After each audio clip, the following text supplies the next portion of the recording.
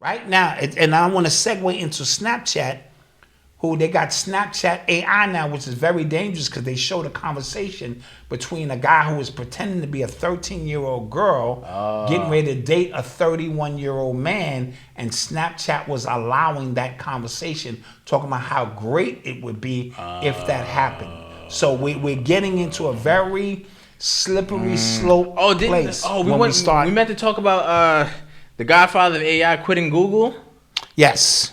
They called him the Godfather of AI. That he quit Google. He quit his job at Google, and he's telling them to stop all the AI stuff. Stop it.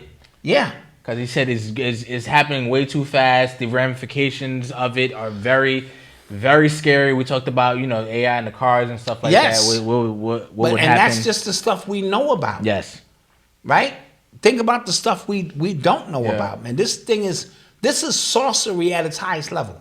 See, when we think of sorcery, we thinking, niggas burning pots and shit, chants. Mm-hmm. Okay, that's cool.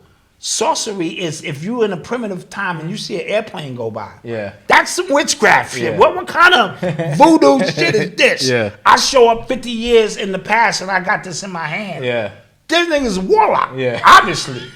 This nigga's warlock. You know what I mean? And so your perception of you know what I mean? But this thing is getting way out of hand, man. Yo, you remember when you talked about like hip hop and how they kind of just gave black people the drum machine and said, figure out what you can do. That's what I think is happening with AI. They just kind of gave it to us, and they're just seeing what everybody in the world could do with it. Because one thing that the machine, the SB12, the Akai samplers, they don't have spirit and soul, but we make it a part of we interface with it on such a level that gives it, we breathe life into it and turn those X's and O's into something unimaginable. And Europeans, a lot of them, I'm not going to say all Europeans, they're very linear and structured in how they perceive, certain things, and they don't have the curves to go outside of the ones and zeros,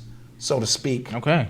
Right? Yeah. And as a result, J Nightmare said he thinks time travel is next. So if it was next, it means it was always here. Yeah. Anything next is always here. Yeah. Right? No, being the time travel, because like if you can travel back in time, that means you can come here. Or you can go back in time to the 90s. That means it was always there too. Yeah, some people saying that's what the CERN is about. Them opening up a portal in which enables them to move matter from one state to the next with no,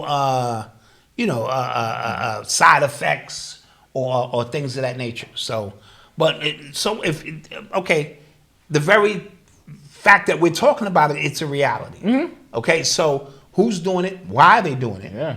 And, what's your purpose here? Right. You can't just come and start hitting the lotto. But would that make, because like in different movies and different like shows like that, they explain time travel different. Like if you go back and do something else, that's not the same timeline. It just creates a branch timeline. Yeah, like the butterfly effect. Yeah, like that shit. No, so that's different. So that means right. It was a different reality. Yeah. He kept going back in another reality, trying to fix the reality he was. Yeah, I can see that. Fascinating. We'll talk about that. Yeah. I like it.